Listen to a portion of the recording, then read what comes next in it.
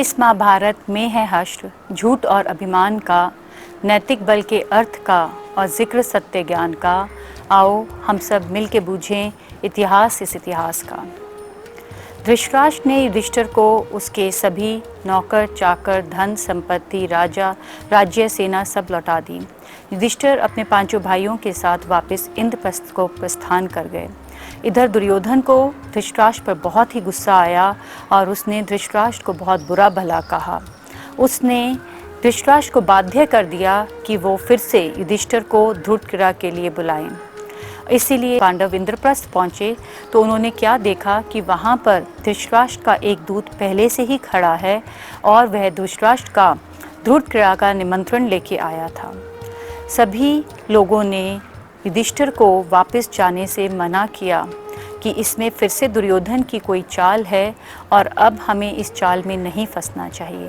पर युधिष्ठिर क्योंकि स्वाभिमानी थे, इसलिए उन्होंने सोचा कि कोई भी स्वाभिमानी व्यक्ति अपने दिए हुए निमंत्रण को वापस नहीं लौटाता। इसलिए वे सभी पांडवों को लेकर वापस हस्तिनापुर पहुंच गए। इस बार फिर से शकुनी ने अपनी चालाकी से ध्रुवक्रीड़ा में युधिष्ठिर को हरा दिया और इस बार शर्त यह लगी थी कि जो भी इस ध्रुवक्रीड़ा में हारेगा उसको 12 वर्ष का वनवास और 1 वर्ष का अज्ञातवास काटना होगा। और अगर उस अज्ञातवास के दौरान उसका पता चल जाता है तो उसे और 12 वर्ष का वनवास काटना होगा।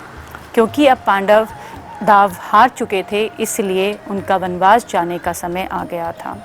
युधिष्ठिर ने सुभद्रा, अभिमन्यु और द्रौपदी के 5 पुत्रों को पांचाल नरेश द्रुपद के पास भेज दिया और उन्होंने अपनी माँ कुंती को विदुर जी के पास छोड़ दिया। फिर पांचों पांडव और द्रौपदी वन की ओर प्रस्थान करने लगे। जब वे निकले तो हस्तिनापुर के सभी लोगों ने दुर्योधन और धृतराष्ट्र को बहुत बुरा भला कहा और उन्हें बहुत कोसा और वे भी सब पांडवों के साथ वन को जाने के लिए तैयार हो गए। युधिष्ठिर ने किसी तरीके से हस्तिनापुर वासियों को समझाकर वापस भेज दिया, पर कुछ ब्राह्मण नहीं माने, इसलिए वे पांडवों के साथ वन को चल दिए। उधर एक दिन जब धृतराष्ट्र और विदुर आपस में बातचीत कर रहे थे, तब नारद मुनि ने वहां प्रकट होकर धृतराष्ट्र को कहा कि अब से 14 वर्ष बाद कौरवों का नाम इस पृथ्वी से मिट जाएगा, क्योंकि दुर्योधन के पाप इतने बढ़ जाएंगे कि कौरवों का कोई नामो निशान नहीं रहेगा। यह सुनकर धृतराष्ट्र को बहुत आघात लगा। सभी कौरव डर गए। दुर्योधन और कौरवों ने गुरु द्रोणाचार्य से कहा कि हे गुरुवर, चाहे कुछ भी हो जाए पर आप कौरवों का साथ कभी मत छोड़ना। इधर पांडव जब वन में प्रस्थान करे तो वे ब्राह्मणों के साथ वन में रहने लगे। राजगुरु धौम्य ने युधिष्ठिर से कहा कि तुम सूर्यदेव की आराधना करो। जब युधिष्ठिर ने सूर्यदेव की आराधना की तो सूर्यदेव ने युधिष्ठिर को एक अक्षय पात्र दिया, जिसमें से जितना चाहो उतना खाना ले सकते हो और जब तक उसको धोकर ना रखो तब तक उसमें से भोजन खत्म नहीं होता। उस अक्षय पात्र से द्रौपदी सभी ब्राह्मणों और पांडवों को भोजन कराती और बाद में स्वयं भोजन करके उस अक्षय पात्र को धोकर रख देती। इस तरह सरस्वती नदी के किनारे चलते चलते पांडव काम्यक वन के में आकर रहने लगे। यहाँ पर यथाकथित ऋषि मुनि आकर मिलते, उन्हें भगवत कथा सुनाते और ज्ञान दर्शन करवाते। एक दिन भगवान श्री कृष्ण और द्रुपद दोनों पांडवों से मिलने आए और उन्होंने उन्हें आश्वासन दिया कि यह समय भी कट जाएगा।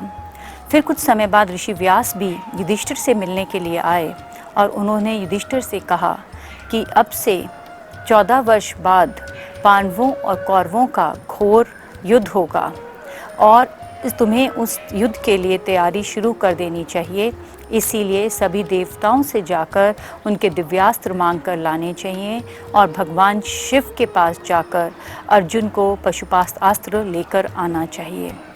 युधिष्ठिर ने ऋषि व्यास की बात मानकर अर्जुन को सभी देवताओं से दिव्यास्त्र लेने के लिए और भगवान शिव से पशुपास्त्र लेने के लिए विदा कर दिया, क्योंकि अगर इनके पास ये दिव्यास्त्र नहीं होते तो ये किसी भी तरह से भीष्म पितामह और द्रोणाचार्य जैसे वीरों को युद्ध में नहीं हरा सकते थे।